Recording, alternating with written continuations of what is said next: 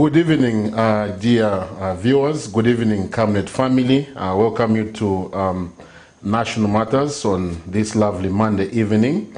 I'm your host today. My name is Dr. Lubinda Havazoka. Great program we anticipate. Today we're discussing economic governance and democracy in Zambia, the role of the opposition. Now, in the studio with me is a highly distinguished gentleman. I think many of you know him. Those of you that don't know him, I think you get to know him. He is former government chief whip, now leader of the opposition, honorable member of parliament. Welcome, Honorable Brian MUNDUBILE. Thank you. Thank you very much, Dr. Havazoka, for hosting me on this program. And it's a good evening to all the viewers.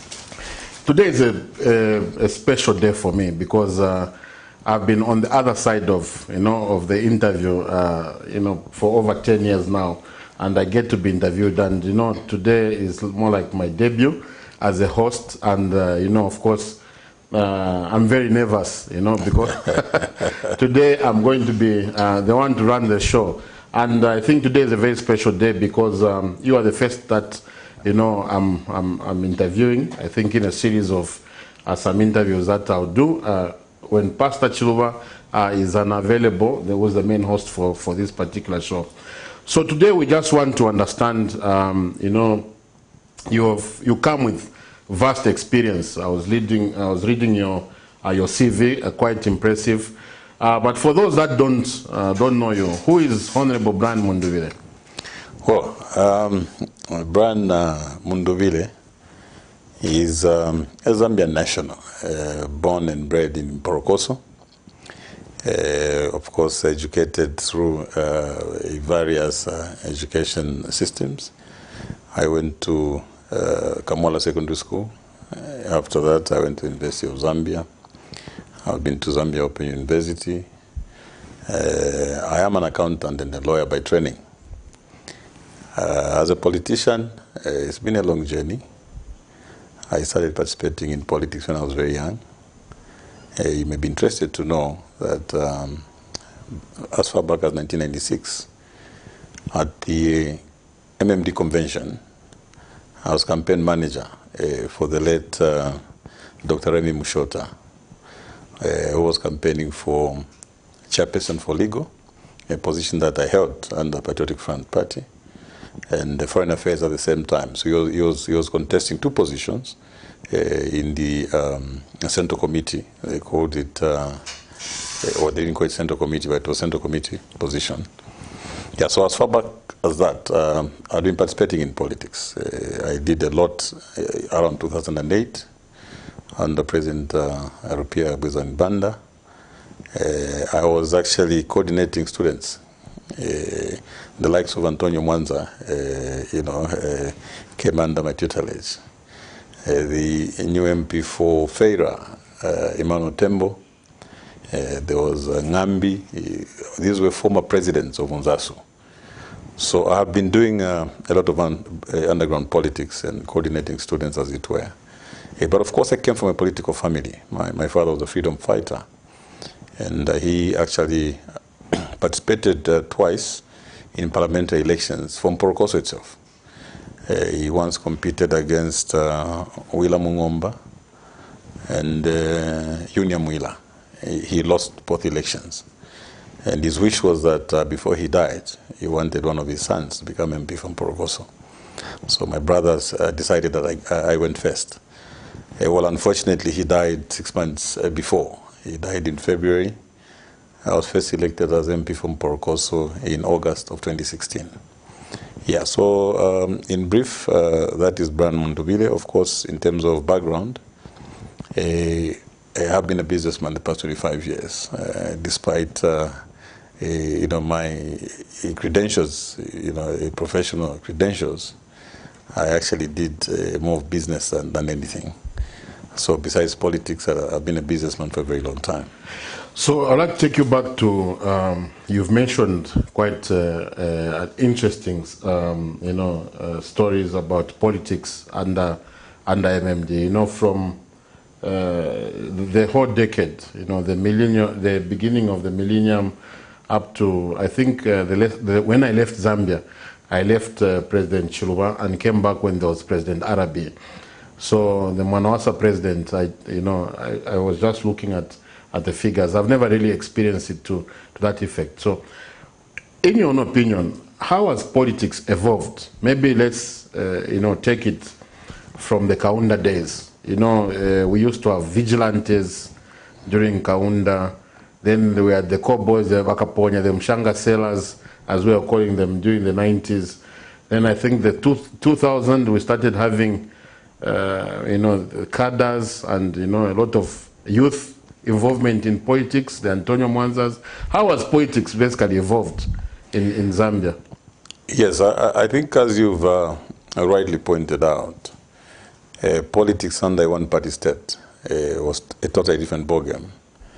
There were certain freedoms that you could not enjoy. I mean, you could not express yourself freely.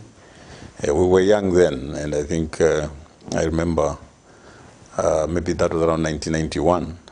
Our students would riot. Of course, the biggest problem then were meal allowances, but our students would give all sorts of reasons, to protest against government. It was very difficult to enjoy the freedom of expression then. We actually had one shooting at the High Court one time where somebody was actually shot dead when we had gone there to protest, because earlier our colleagues had been arrested and they were put in remand prison. So when they went to appear at court, we all went there to give them solidarity, and of course confusion erupted, resulting in the death of one person. Yeah. So when you came to multipartism, of course, many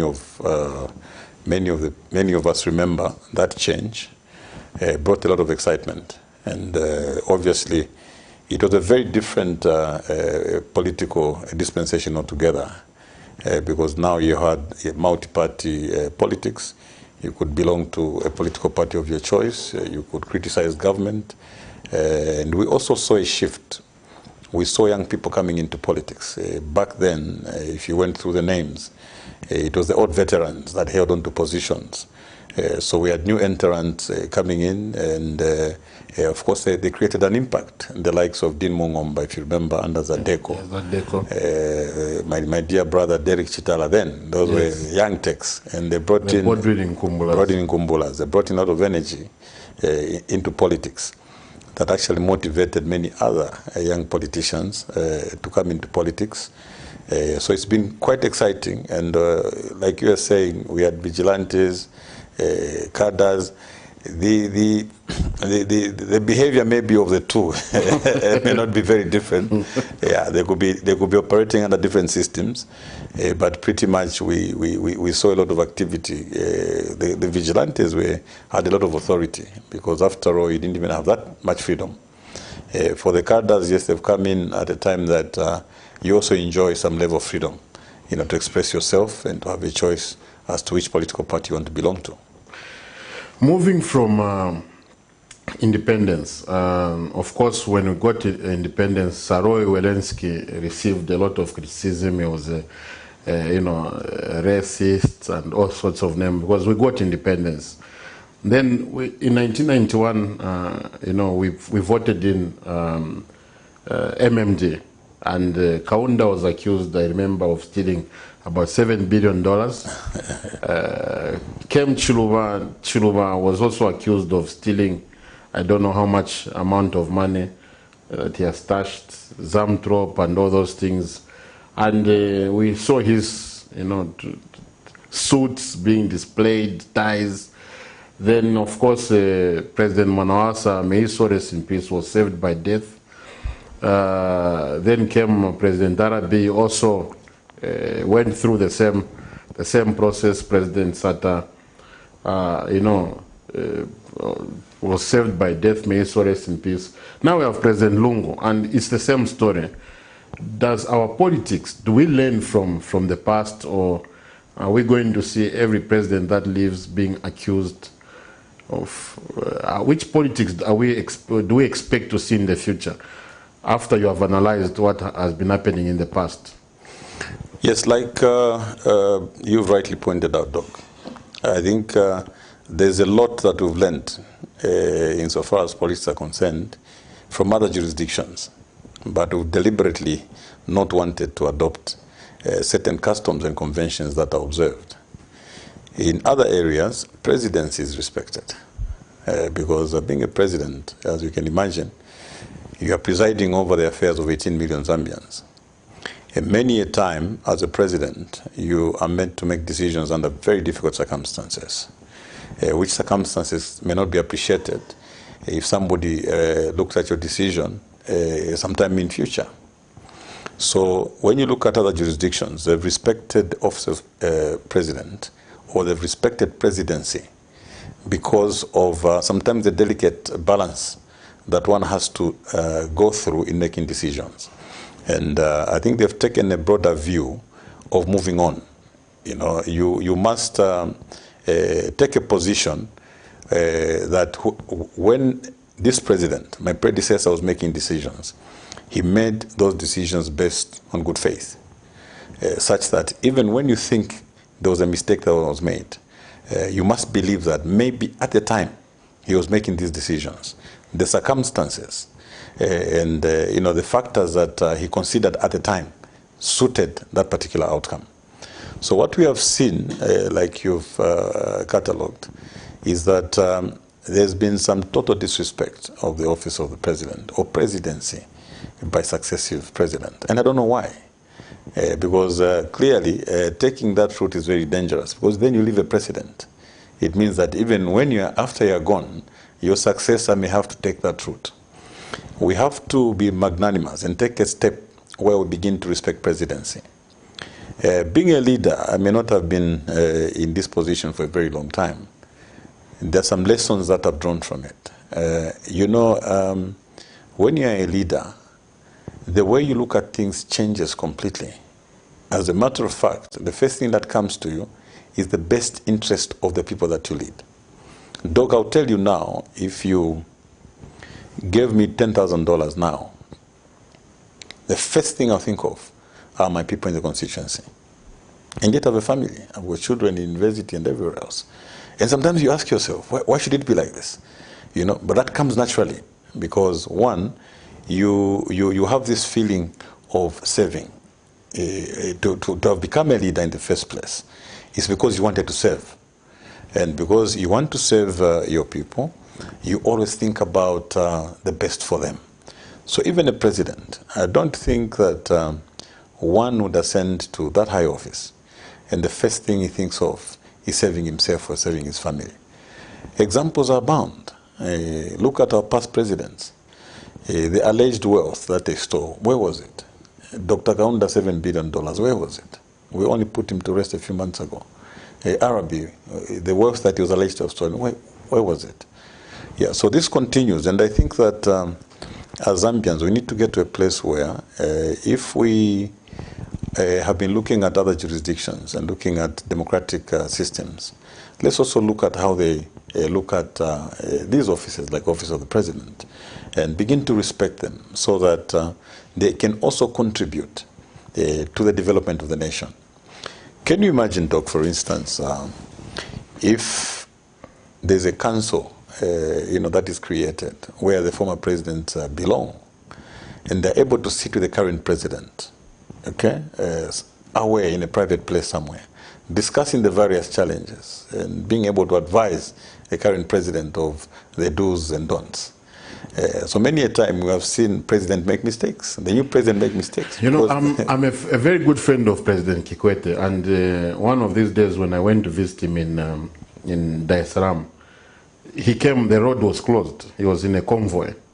And one of the things, I hope you won't be upset with me, that I was discussing with him was, how do you manage to respect each other once you leave power? And he says, you know, we have a succession plan. Yeah. Two, when you leave, you give space to your friend. A friend picks up, they give you respect, and just like that. Now, on this note, we just had elections in August, in which the UPND won. I think a lot of viewers would like to find out, according to you, what led to the loss of the Patriotic Front. Was it non-performance? Was it disconnection with the people? What? I know as a party, you are going through some process of trying to find out as per memo that was issued by your party. But according to you, what do you think? What led to the loss in the elections that just passed in August? Yes, Doc. I think I would look at it from two different angles. You have what I may call controllable factors and uncontrollable factors. So it was a combination of these two. Because firstly, it's not in doubt that the Patriotic Front Party performed extremely well when it came to transforming the country, especially in as far as infrastructure development is concerned. This country will never be the same again. Yes, we can be faulted on many other fronts, but as regards infrastructure, I think that record is second to none. So when you talk about infrastructure, you are not only talking about roads, you are talking about health infrastructure, you are talking about school infrastructure, you are talking about water infrastructure, you are talking about communication infrastructure. So, and this was in response to the promises President Michael Chilufya had made. You heard him many a time say, look, I'm going to open up the country. I'll open up the country so that the potential that lies in the far-flung areas of this country can be, can contribute to national development. Now, that's very, very important, Doc. You ought to understand that even previous governments had that intention to develop Zambia. The question is, using what method? So, if you're going to talk about meaningful development, I'm just trying to give a brief background before I come to your question. If you were to talk about development, you needed to look at the backbone, creating a backbone upon which development could thrive. One, road infrastructure was very, very key to that. And through the Link Zambia 8000, the PF government began to link provinces, okay, with good roads, so that the comparative advantages between provinces could be realized. From linking provinces, went down to start linking districts. And that worked very well. You know that you can now, you can drive very comfortably between Imansa and Luingu, between Imbala and Nakonde, and many other examples. So that was number one. Number two was to improve communication. There are communication towers literally everywhere. When I'm in my constituency, you can get in touch with me anytime, any part of. So these are areas where one would not have dreamed of having a tower. But all this was meant to create a backbone. So these were very tough decisions, Doc, because one, if you looked at economic decisions versus social decisions, then you'd find the answer. Now, you are talking about a political party that was premised on pro-poor policies. So President Sata said, even if there is no vehicle, we'll first of all put a road, the cars will come. Even if there is no phone, we'll put a tower, the phones will come. These were tough decisions. Because ordinarily, if you look at the standard of these roads that have been made, and you went maybe using the World Bank standards and parameters, most of the roads we have today would not have been tarred. They would have been gravel roads. Because there are certain parameters they use to upgrade a road from gravel to bituminous standard. It's based on traffic volume, where if the maintenance costs go up, it becomes cheaper to seal it by putting bituminous standard. Then it's justified. But before that, you could properly maintain it as a gravel road, and that would be enough. But using the pro-poor policies, the President said, we would like to uplift the living standards of the person living in Chilubi, okay, by creating good road communication, including the infrastructure and the energy sector. So under the PF, a backbone upon which development can thrive has been created. Because what tourism will you talk about without infrastructure? Okay, what industrialization will we talk about? So in sum, I want to say that, like any other government, even the previous government, their first objective was, one, to fight poverty. Now, to fight poverty, according to research, as an economist you know this, you should be able to create sustainable employment. That's one tool you can use to fight poverty. Now, to create sustainable employment, you need to industrialize. And in order to industrialize, there is need for government to invest in infrastructure. So government started by investing in infrastructure with the aim of industrializing, be it in tourism, agriculture, name it. And I think that minimum has been achieved. So when you looked at the past elections, you were really saying what went wrong, okay? Because you go everywhere. Sometimes you say, what? Is this what Chapter looks like? What a good ride into the Eastern Province. But what went wrong? Is it that the Zambian people failed to appreciate all this that the PF had done? Yeah, so we, of course, as a party, we got concerned and went on the ground to try and find out. And we're getting very good feedback on some of the areas, where we may have gone wrong. But of course, issues of the economy ranked very highly. And like I said, there's an extent to which you can control the economy. Sometimes external factors influence the local economy. But at the end of the day, the buck stops at you. The person in Mporokoso and in Mpulungu will just blame President Edgar Chagwa Lungu. Yeah, so that was one of the factors. And of course, the issues of cadreism came out very highly. You know, many people felt that, I think, cadres had taken center stage, and it became difficult to do certain things or live normal lives. We may not have, yes, in as much as we knew that was a problem, we may not have realized to what extent it affected ordinary Zambians. And we are happy that we're getting this feedback, among others. Yeah, so like I said, some factors were controllable, others were uncontrollable. Were totally out of our hands. These are factors that even with the new Dawn government, I mean, certain things you will see. Because obviously, it was not long ago we were told that you swear me in at 10 and at 14 hours, the kwacha will begin to appreciate against the other convertible currencies. That may not be the case now. So when you look at, you have given a background as to your policies as a party. One thing that we saw when Kaunda, for the millennials that are watching there, maybe just to give a brief background, President Kaunda developed infrastructure and left a lot of factories. In 1991, anything that Kaunda did was poison. We saw over 245 companies just stripped off, privatized, liquidated, and gone. Zambia Airways, and so on and so forth. Then I call it the period of, we were lost, the lost era. 1991, probably 2006, somewhere there. Then we started picking up. Then President Rupia Banda left Formula One, which according to us was converted into Link Zambia 8000, because it was a road project also.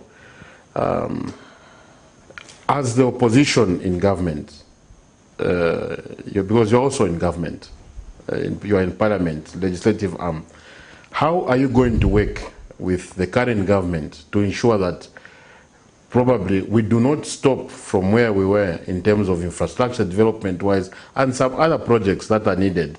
How can you help them build on what you left, besides the other plans that they have to develop this country?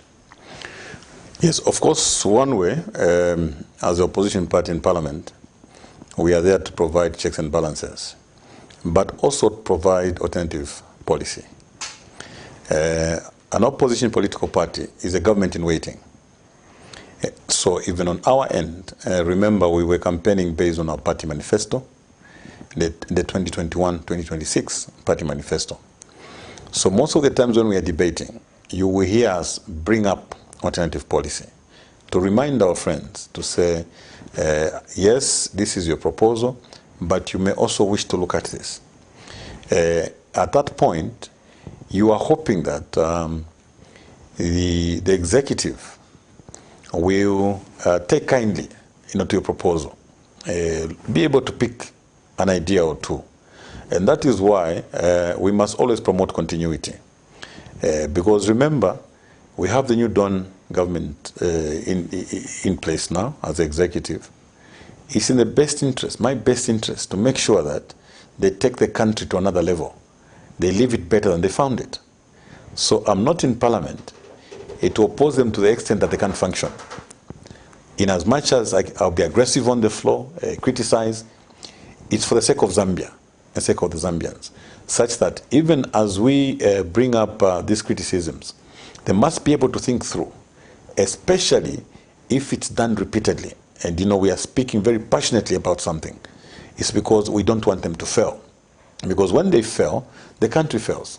The Zambians fail. When we take over, of course we will, it will become difficult because they would have left the country in a worse off position than they found it. So we need to get to a place where we promote continuity. Just like we talked about presidency, there must be continuity in presidency. One, you preserve and respect the office of the former president. Get advice from them. If they went wrong somewhere, how they've done things better, and how. And then advice is given free of charge. You can either take it or leave it. But we should not create a situation where the handover is just at that point when officers are exchanged. I think there must be continuity. We have seen a lot of progress in countries where former presidents have been embraced. You see that there have been less mistakes by the new presidents.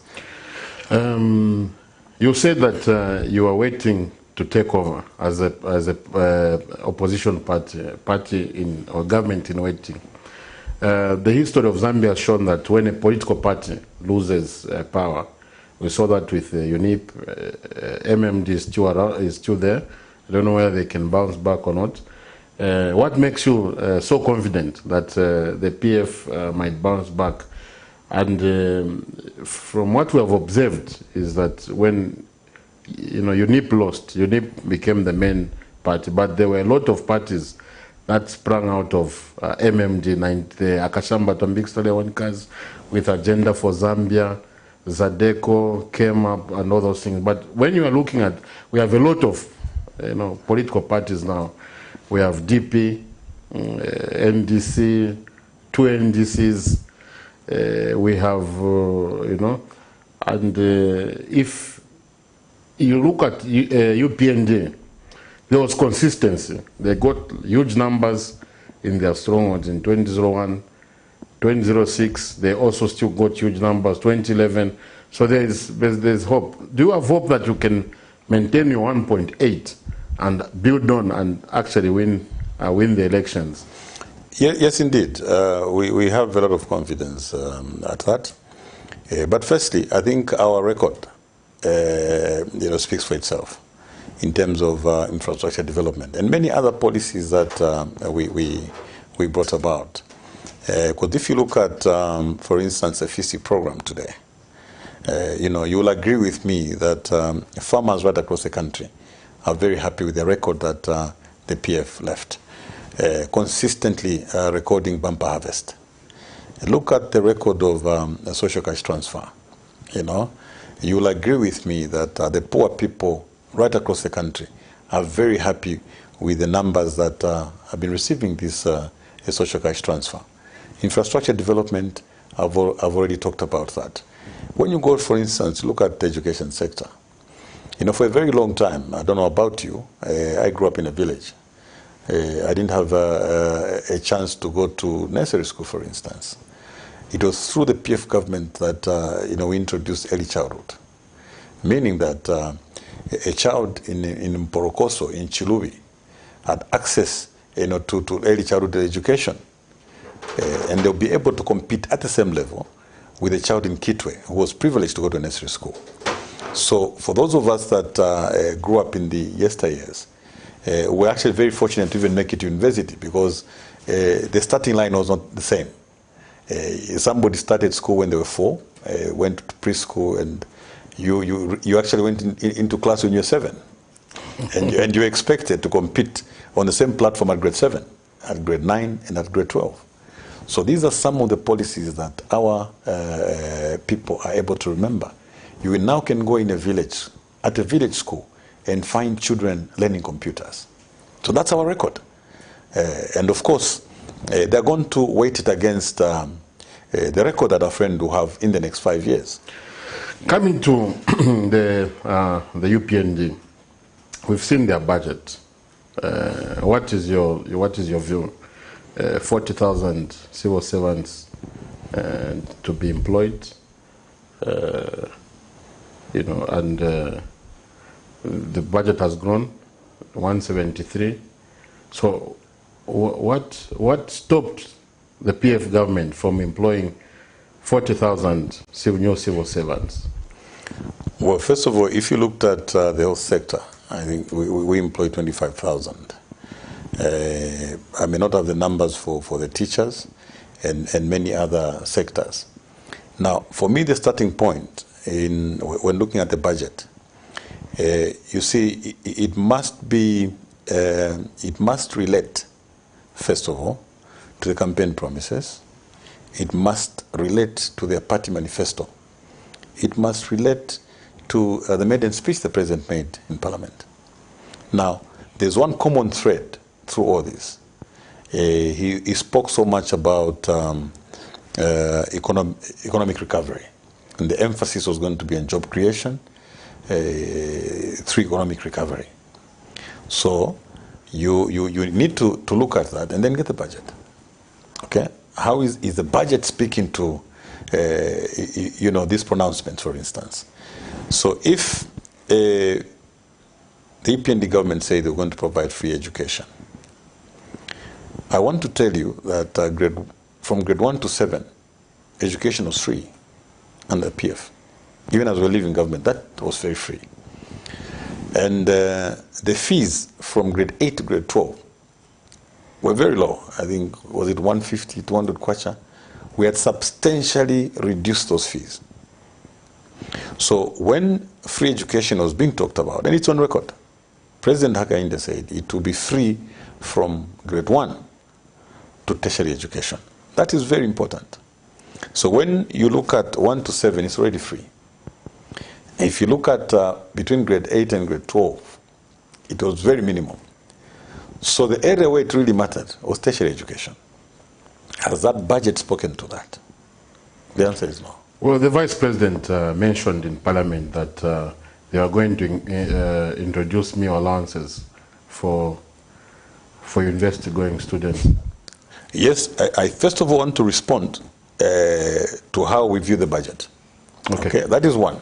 That is one line. So has it responded to that? The answer is no. Secondly, on employment creation, yes, it's a plus. Teachers, nurses, that's a good one. We have no quarrel with that. But if you look at other sectors, has employment been created in other sectors at government level to start with? And we're not saying it's government to create all the jobs, okay? But just at that level, has employment been created in other sectors? Obviously, the answer is no. We would have seen that in the budget. But then, if the president is saying to us that employment creation will come through industrialization, does this budget contain incentives that are going to create industry? Which industry is going to absorb people? Well, there are incentives in the mining industry. Mineral royalties no longer tax deductible. Well, that's the exact opposite. We are looking at it from a totally different angle. If you understand the challenges that we've had in the mining sector, for the past 25 years, I would like to tell you that only 2 mining companies with a common owner have been declaring profits and paying taxes. It therefore became very difficult for us as a country to benefit from our anchor industry, which was mining. It's one thing to go all over the world and say we're the second largest producers of what, but what benefit does this country get out of it? So the introduction of mineral royalty tax was in a bid, to ensure that we benefited from the mining sector. And by making mineral royalty tax non-deductible, it made it easier, first of all, to be able to tax or get a tax from the taxable income that the mines were declaring. Remember that the mineral royalty tax is a final tax. It's actually a tax, it's not a fee. And it's a tax on extraction, meaning that even a loss-making mining company would pay mineral royalty tax. Okay, and on top of that, we should be able to collect some tax from their taxable profits. Now, you have had companies declaring losses through and through. So, yes, you've collected your mineral royalty tax, but by making mineral royalty tax non-deductible, there was a possibility that the loss-making mining companies will one day post a profit with a rise in mineral prices. And that's where we are now. These mines were saying the mineral metal prices are about 5,000 per metric ton, for instance. And they'll say we're merely breaking even. Now, we are around 10,000. Yes. Okay? We are around 10,000. If they were breaking even, otherwise, if they were making losses, how can they go on in reinvesting these mines for the past 25 years? It doesn't make sense to anybody. Now, okay, we buy their story to say, yes, due to reasons unknown to us because we're not mining experts. But at $5,000, you are breaking even. Now, the copper price is almost 10,000. This is a time when we should have seen mines declaring profits. And this is the time that we should have been collecting taxes, from profits coming from the mines. And that's the time now we allow mines to deduct the mineral royalty tax. Meaning, even the two mines that used to pay income tax will start posting losses. When you allow them to deduct yes. mineral royalty tax. So now, that being the case, Doc, for a long time to come, we will not see any money coming from there. So, what you have now, further, within the budget, there's been an extension of the period through which mines can carry their losses, from 5 to 10 years. So, whenever there's a sign of a profit, they'll net it off against their past losses for the next 10 years. So, that is a buried story. Now, the minister is saying, through these incentives, the mining companies have promised to invest $2 billion. And then we'll move production maybe from 800,000 metric tons to 2 million metric tons. And with this increased production, we're going to benefit. I once served as a director on the Zambia Development Agency board some 11 years ago. These mining companies came up with a lot of investment pledges, $3 billion, all those figures. And the actualized investment was way, way below that. You've got to remember one thing. One bird in hand is better than two in the bush. Right now, we've let go of that tax we should have collected in anticipation of some future revenue. There is no law that makes them accountable. No one is going to hold them to say, you said you're bringing $2 billion, where is it? No. And besides that, that investment of $2 billion is totally in their control. They will bring in overvalued assets. They will come and show a little machine and say, this is a very complicated machine and this worth X. How are you going to say no? And at the end of the day, they'll say, yes, we've invested $2 billion. But are you engaging with the ruling party in Parliament to see how maybe you can fine-tune the budget? We've come up very strongly on the issue of mineral royalty taxes, and we will not stop talking. We think that we have a very bad deal. We are losing about 3.2 billion out of that incentive that has been given to the mines. And then the question, therefore, is, this is a government that promised to create jobs through industrialization and went as far as creating a new ministry, small and medium enterprises. So we went to the budget to check, can we see how much has been given to this new ministry? Because we know that if this ministry is properly resourced, it can support small and medium enterprises. And those small and medium enterprises will create employment in the private sector. And it's been given 310 million. Okay? I think we can do a commercial break. Viewers, we are going to open the lines. Very soon I'm going to give you the phone number that you need to call. We now break for a small commercial break. Camnet TV is here to entertain, educate and inform you. Catch Rise and Thrive at 07:30 hours every Saturday. Fresh and new praise and worship comes Monday to Friday at 8 hours. Kids need to be glued to the TV every weekday at 09 hours for their favorite cartoons. Off the pitch with the boys as they talk about sport on Saturdays at 09:30 hours. Remember, we are also here to entertain you with our different varieties of movies every weekday at 10 hours. Join Pastor Victoria and Moses Chuluwa with Healing Word Ministries International Church live sermon every Sunday at 10 hours. Katamanda brings to you another journey of gospel ministers on Saturdays at 10:30 hours. The verdict comes to your screens at 17:45 hours. Join the Revival Harvest Church every Sunday at 18:30 hours. Every Monday to Saturday, join us on the news desk at 12 hours as we bring to you the midday news, and at 19:30 hours Central African time every day for the main bulletin. The ministry with Pastor Moses Chuluwa comes every Friday at 20:45 hours. On Mondays, it's your favorite National Matters at 20:45 hours. Wednesday and Thursday, Pastor Victoria and Moses Chuluwa are on Partnership of Greatness with different spiritual teachings at 20:45 hours. And Frank on Camnet comes to your screen every Tuesday at 20:45 hours. Camnet TV, not just another channel. Africa is rising to a new dawn of integrity and accountability. Are you tired of being swindled or buying fake or illegal properties? Would you like to sell or buy genuine property? Would you like to list your property on both local and international market? Don't waste your time. Call the professionals, the SGK Properties, on +260 762 166 018. SGK Properties. Your business assurance is our priority.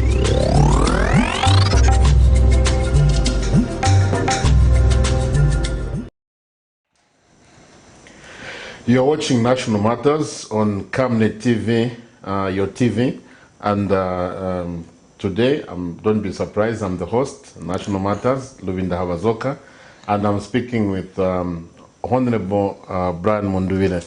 We were talking about the budget, CDF. A lot of people are very happy, 25 million kwacha. Some are saying it's too little, some are saying it's a lot. Which one is which? Well, I think we've expressed our apprehension against that. Yes, at the face of it, it looks like a lot of money.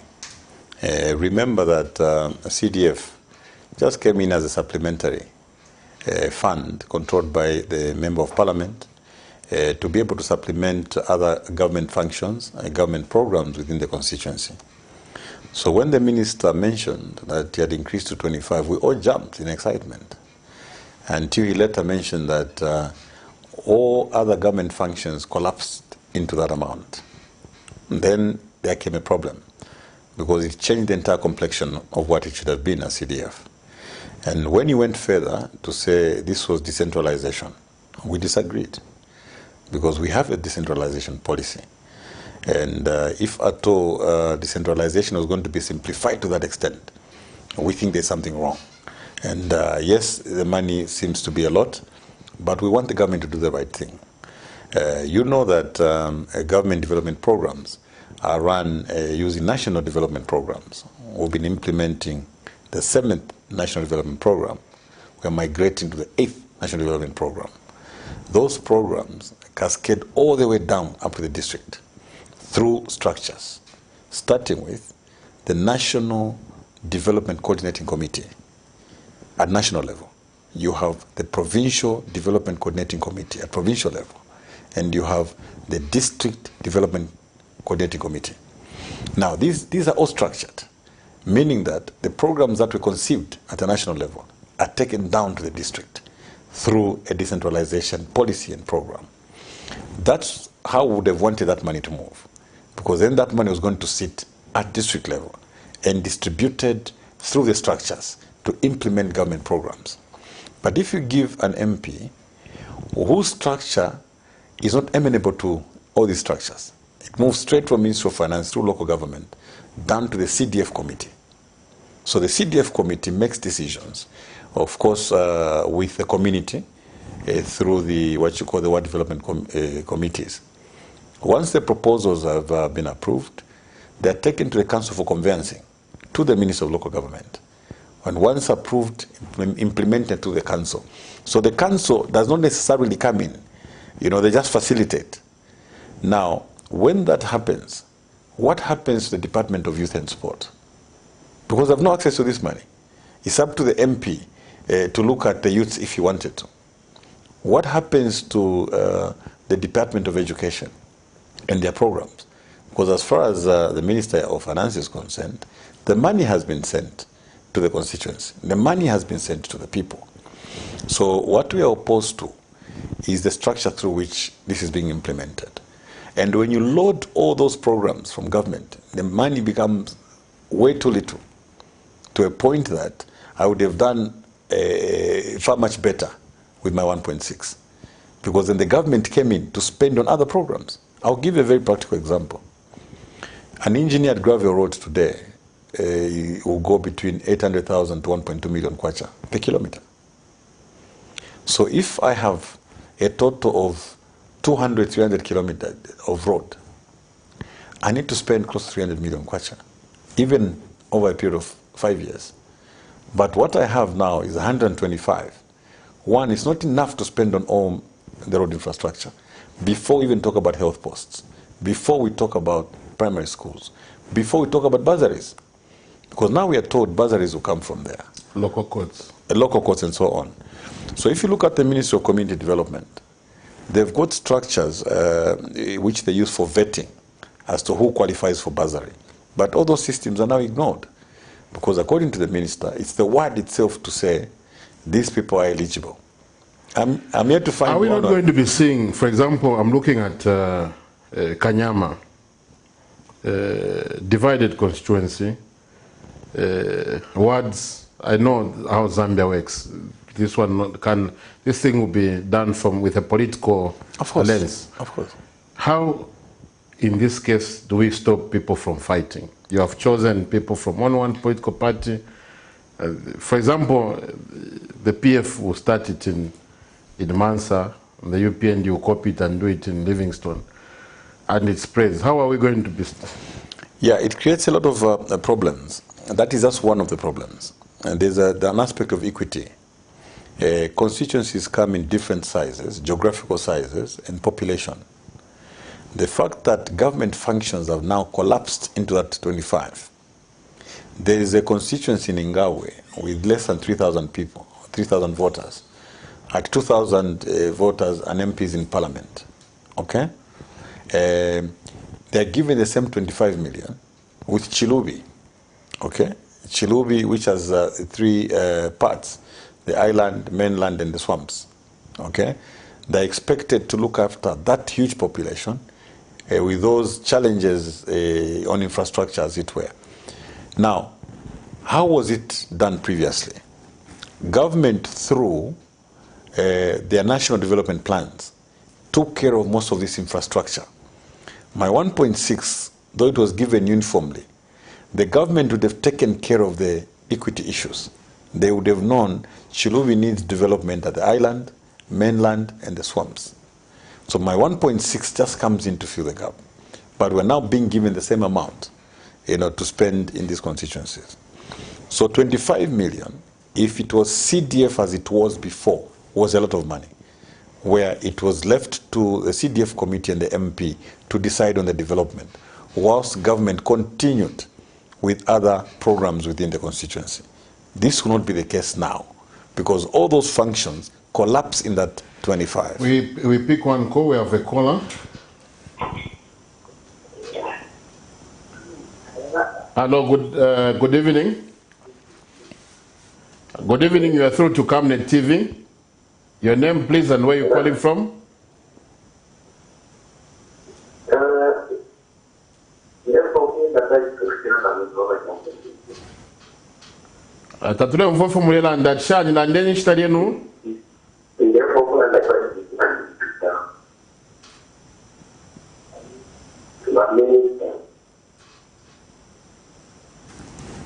Kwai, tre umfwa.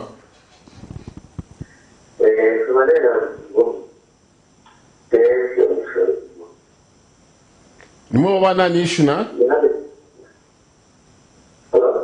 Mo bana nishna?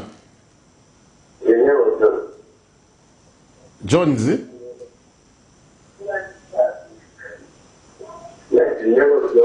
I think it's not clear. Maybe we. Yes. Let me do. I think when people are calling, let's stay away from the TVs.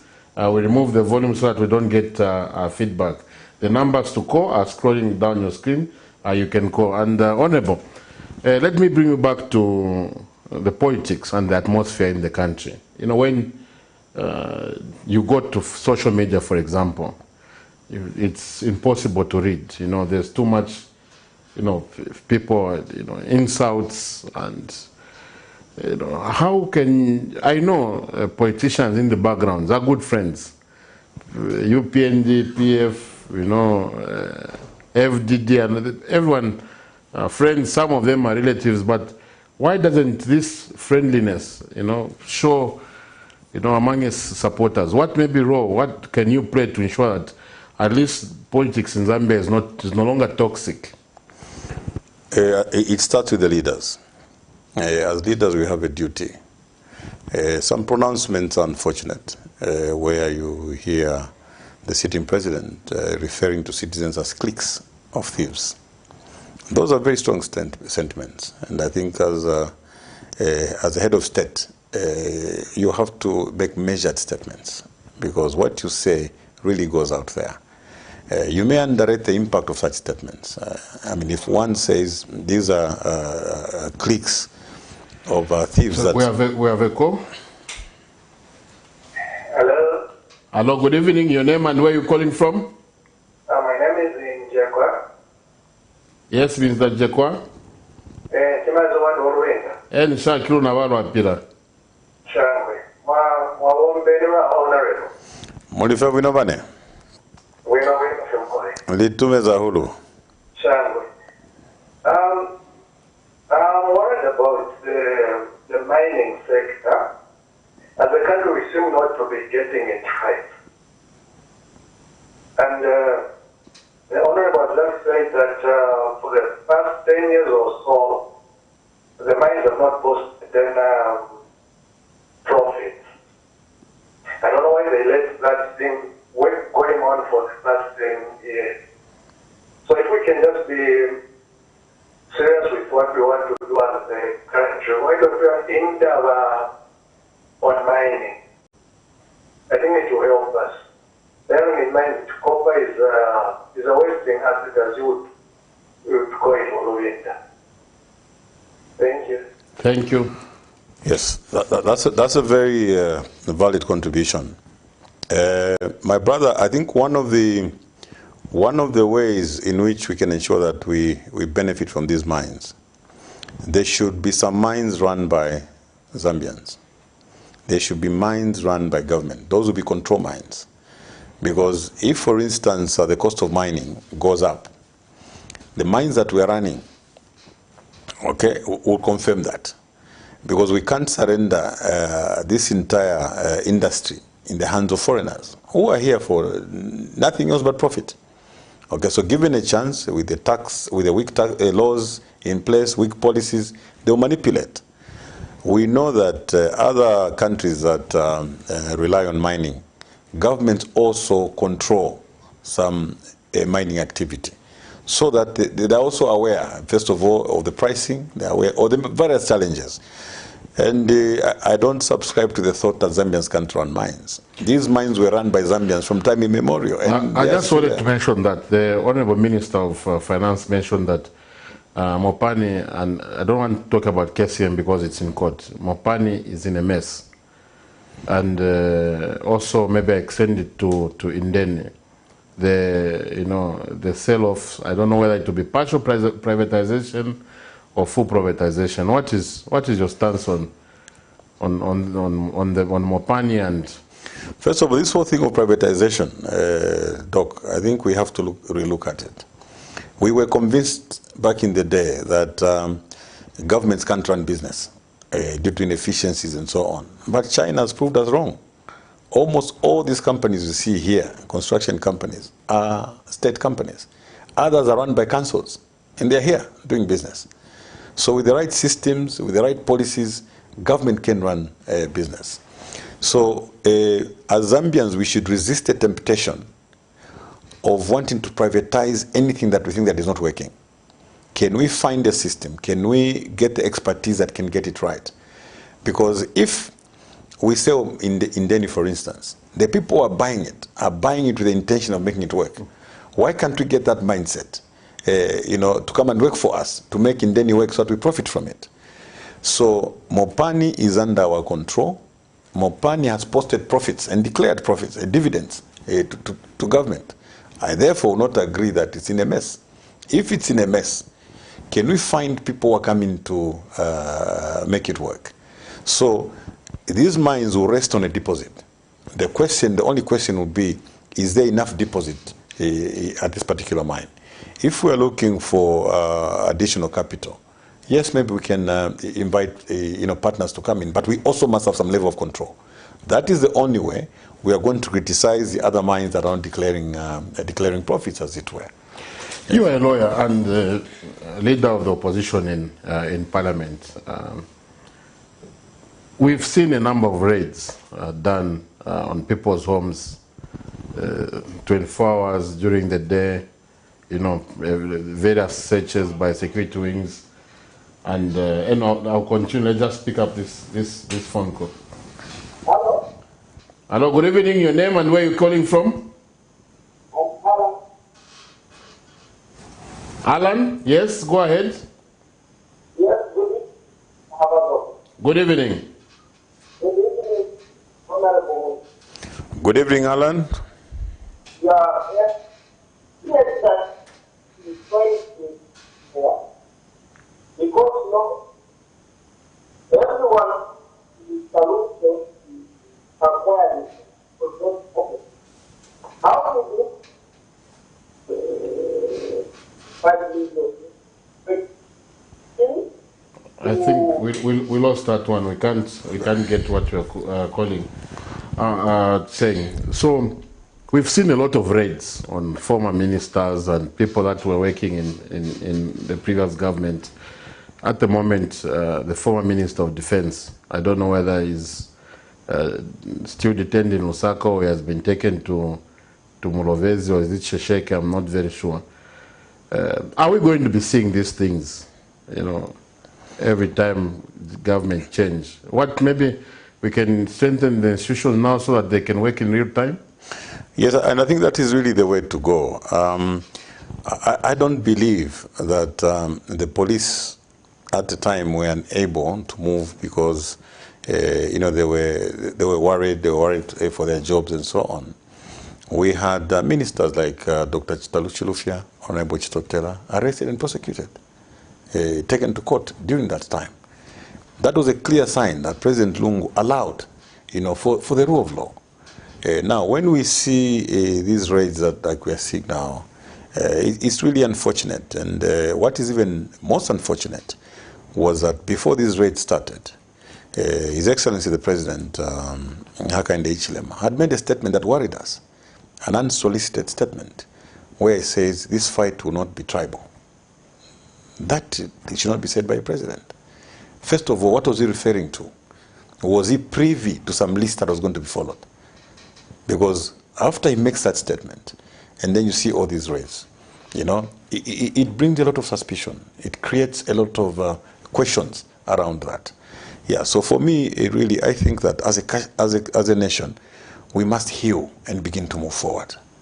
If at all any of the MPs, ministers committed crimes, let it be done in a very transparent system, in a professional system.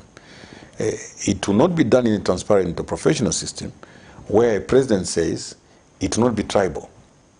And then it takes a certain pattern honestly speaking, would you blame Zambians from drawing certain conclusions? Is there a possibility? Because the way it is now, for example, for us that, the educated people who have privilege to have various options, either I can go into politics or not politics, we're now becoming afraid to say if I go into politics, probably something bad can happen. And let's just speak up this call. Hello, good evening. Hello. Good evening, your name and where you're calling from? Mr. Kawe, I'm calling from Zambia. Yes, Mr. Kawe. Yes, I just wanted to make a contribution over the question which you asked the honorable for the failure of going through the elections.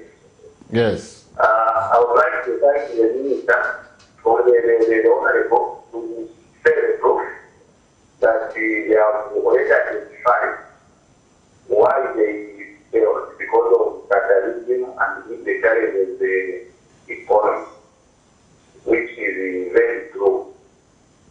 But how I wish if you knew it earlier on so that you could have treat the sort of out the next program, although it was too late. But it is never too late. What we are just encouraging you is to get you organized so that you give a good fit and balance to the ruling government. So that where you left the country, they are also being encouraged to continue like the way you are continuing.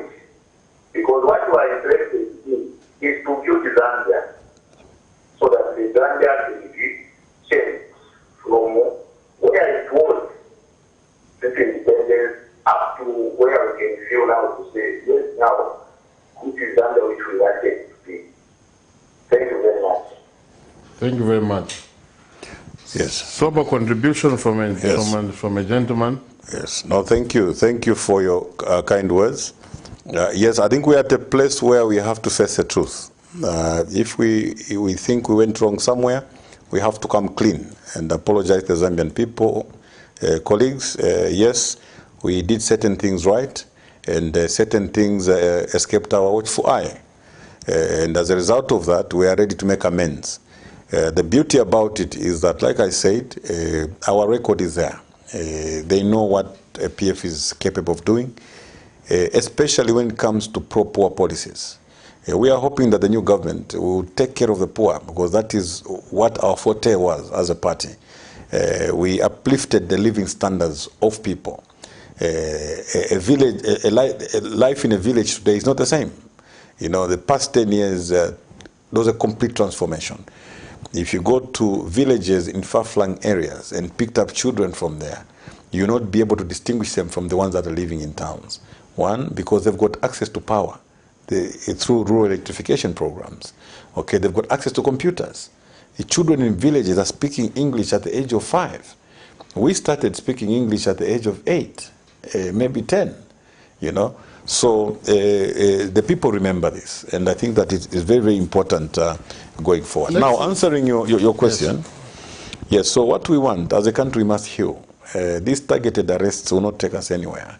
Our leaders on platforms, they're preaching unity. They'll condemn those of our brothers who maybe have been very strong on the aspect of tribalism. Yeah, but leaders must show their resolve, first of all, to unite the nation. It's one thing to talk about unity, but what we say and do, is in direct conflict with what we're saying. And for me, it's a question of sincerity. We have to be sincere. If we want to unite the nation, let us do that. One, through our deeds, through our statements. Statements like a clique of thieves must be condemned by all. That should not come from a president. We must be very strong and strongly condemn words of that nature. Yes, a president should not find himself making statements to say, no, what I'm doing is not tribal. The moment you mention that, okay, you summon people's attention and they begin to watch. And the subsequent actions and deeds begin to confirm certain suspicions. Have you tried to seek an audience, maybe with the president, so that maybe you don't speak in the media and maybe two political parties, you sit down and iron this thing for the betterment of the country? Of course, we have a platform at Parliament where we engage in private with our colleagues. We've been able to advise them that You do not assist in this. When you want to unite the nation, don't play lip service. Because Zambians, know this. They can see through it. What you do and what you say. We are discouraging and condemning ministers from the executive who would stand up and continuously say these three regions were sidelined. That's not true. I heard one minister talking about the distribution of schools. Those schools were distributed by the World Bank. The World Bank had their own criteria by building secondary schools under phase 1 in certain provinces. There was phase 2 to come. And when the phase 2 came at a time that went to elections. So this minister, contracted that loan and created an impression as if he's now rewarding the other provinces that were left out. Yet these are World Bank programs. So these are some of the statements that actually create the actual division. They are waste of statement because the people in other provinces are saying, $120 million just on 3 provinces. But this was the World Bank program. It was a program that was started then. They had their own criteria on how they distributed those schools. Is one saying that the World Bank was also involved in tribalism or discrimination? Yeah, so we have to be careful as leaders with the statements that we make. I'm looking at, you had the meeting, Central Committee meeting over the weekend, and the party chairperson resigned, and the SG resigned. Who has taken over? Well, those appointments are yet to be made. Because according to our constitution under Article 61, the president of the party has power, to appoint people to occupy those positions. Yes, and of course, our 2 senior members resigned just to pave way. They said, we've done our part, we've run our race. It's time for other leaders to come and occupy these positions and take the party higher. Yeah, so it's a process of rebranding. And many people have been crying for rebranding. It should not be understood in a narrow sense. It's not a question of 1, 2 people going out. There are other structural changes to the organizational structure of the party going forward. So a lot of decisions, our Secretary General will soon make an announcement to tell the nation what decisions were made at that Central Committee that point to rebranding. So we are just starting. We will see the rebirth of a new PF that will come in with vigor, that will come in, with the force to ensure that, 1, we provide the much-needed checks and balances.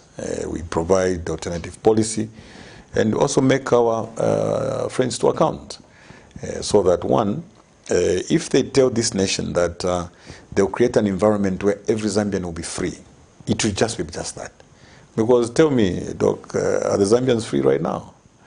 People are in hiding because innocent homes are searched, targeted and searched and harassed. We see this every day. But for how long do you want to do that?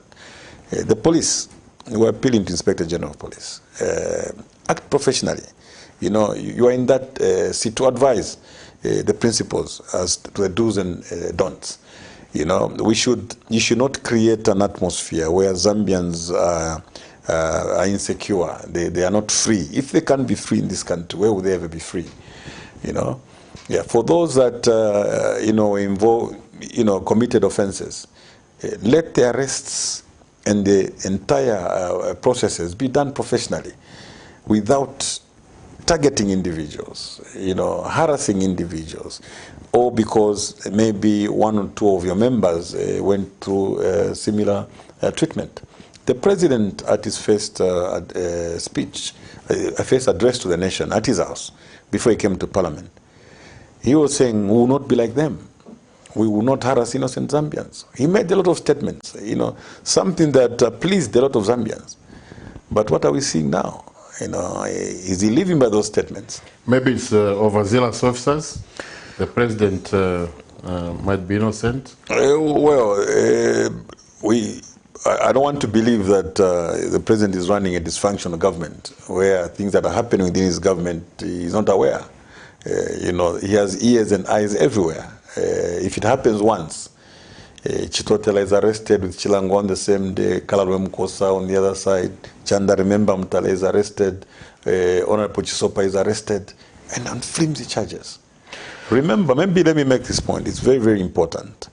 some of these arrests of MPs arise from the conflicts that happened during the elections. We are saying we are not above the law. We are amenable to the law.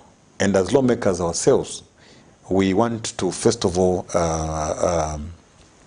observe the provisions of the Constitution. But we become apprehensive where, I'll give you a very typical example. 4 of my vehicles were broken in Improconso by non-people. Those people are freely walking the street now. But MPs are picked from Parliament to go and answer charges 1,000 kilometers away. And these are the things that we're talking about, you know, and the examples are abound in every other constituency. There was a lot of conflict. The levels of violence in these past elections were unprecedented. Now tell me, Davis Chama is picked up and arrested for some violence that happened in 2015. How many other arrests arising from political violence have we heard of? Even just of ordinary citizens, how many have we heard of? You know? So we are saying the selective application of the law must be condemned by all. If we continue on this trajectory, we'll all be consumed by this. You know? We heard last week there are some youth who petitioned the sitting president to remove the immunity of former President Lungu. I would like to believe that the numbers, there's not party with a 2/3 majority. Yeah, well, for me, first of all, these sponsored campaigns, these are all sponsored. We've seen through them, Doc. If you've been on the political scene as long as I've been, we've seen this happen before. And we live in the same society. We mingle with people from the executive and other opposition political parties. These schemes have been there for some time. And like I said in the beginning, it's unfortunate that, first of all, the UPND have been given a country to govern. And they have an opportunity to prove themselves. They were in opposition for 23 years. A government in waiting for 23 years. What we expect them to do is to swing into action and you know, be able to translate most of the statements that they made into action. I'll give you a very quick example. The PF was in opposition for 10 years. I want you to compare. Don't shy away, just compare the first 90 days of the PF and the first 90 days of the EPND. Yeah, so my advice to them, I think, is that abandon some of these efforts that will not contribute in any way to the development of this country. Focus your effort in realizing the promises that you made.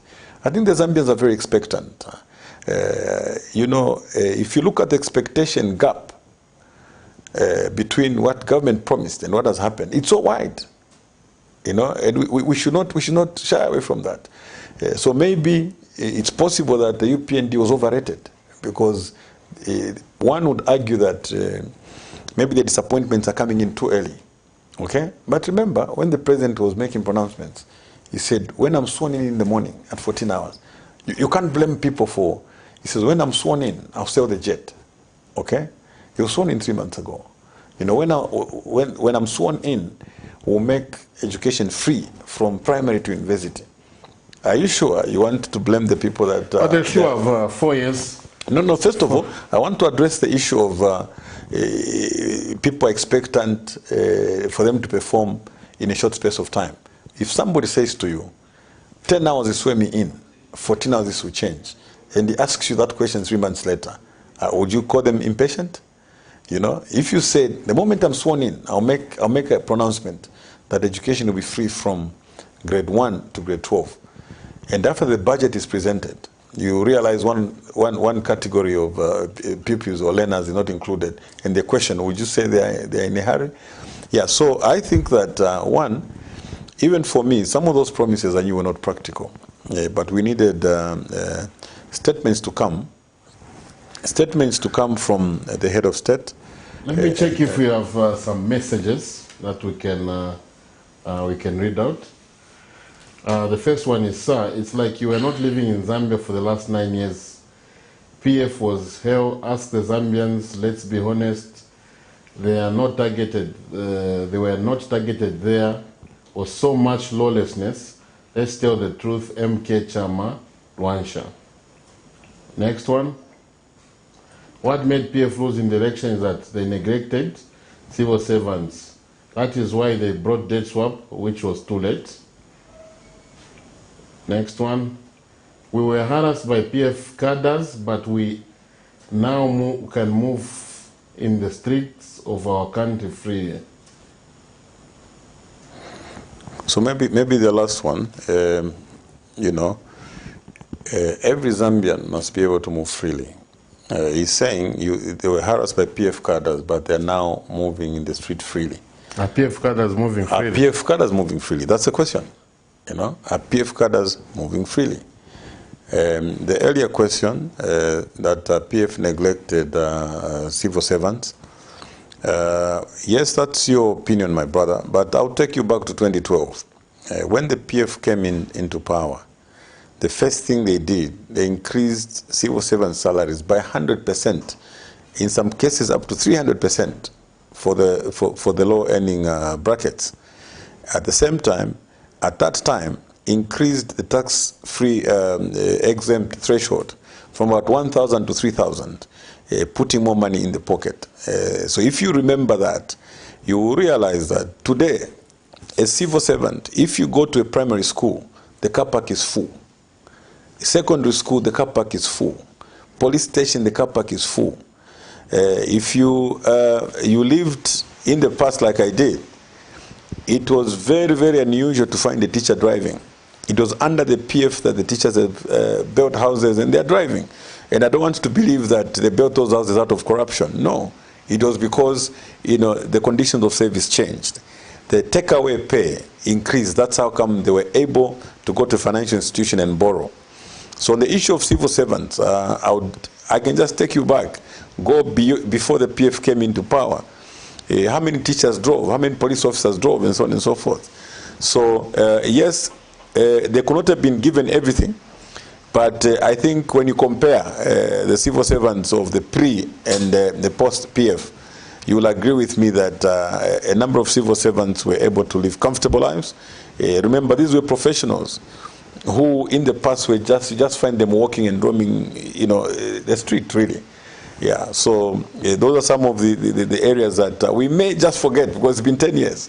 And we may think that civil servants lived under the PF is the way they lived before. That may not be true. Coming back to PF as a party, we saw a lot of people leave. Dr. Chimbagambwe, he left, he came back. Honorable Geoffrey Wadamwamba left, he came back. Harry Calavas, Winter Kavimbas. Is there a possibility?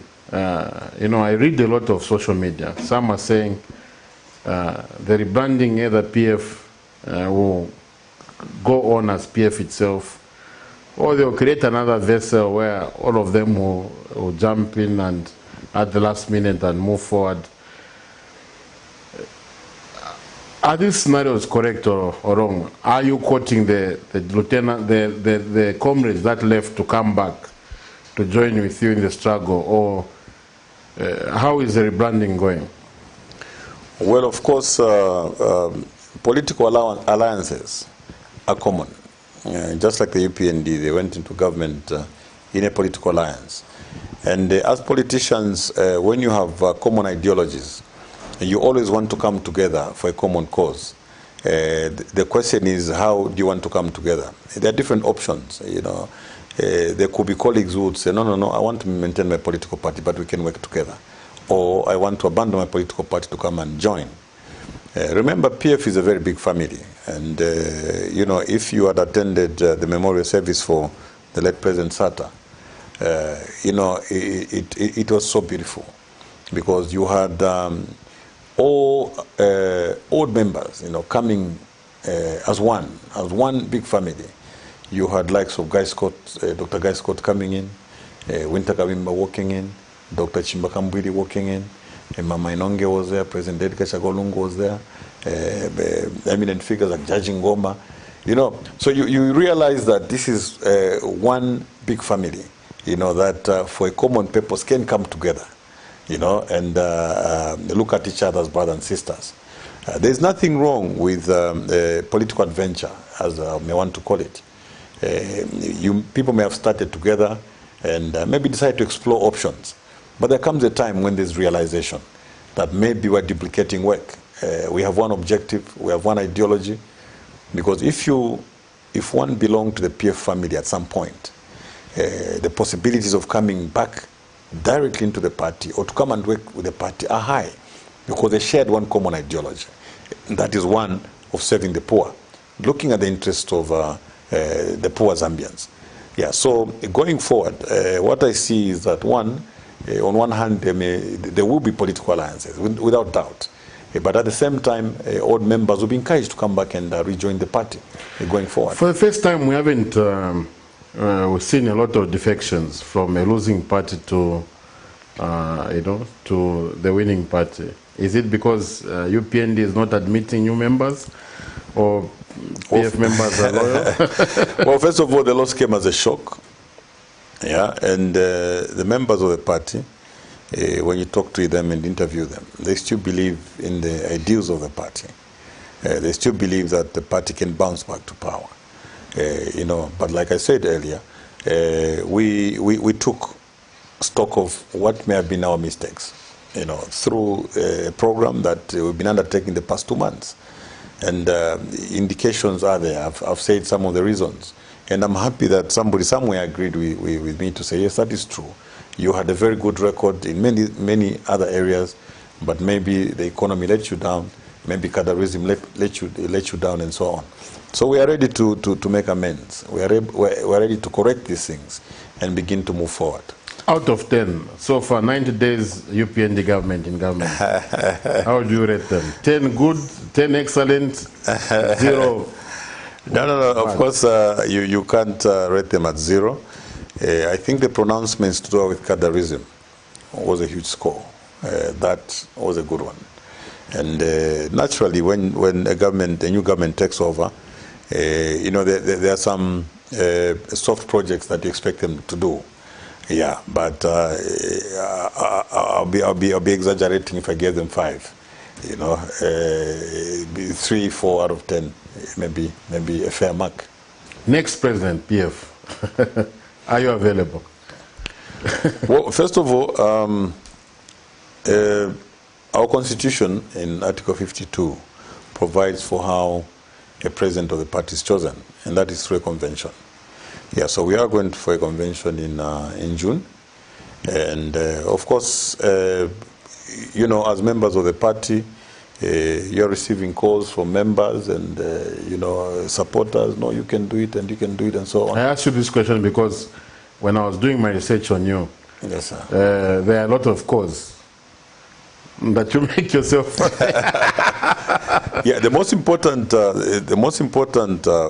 point, first of all, is that if you are going to go for that top job, you must first of all understand it's a very big assignment, and a serious one for that matter. So one, you must listen to as many voices as possible. If I just woke up, my wife and children are clapping and said, yeah, you should be president. No, that's not the way it works. The general membership, first of all, you must listen to as many voices as possible. Look at it and consider. And I think there's a lot of time to go through that process. So should it come to that, and if the members feel that I'm equal to the task, I'll make myself available for the candidature, to go.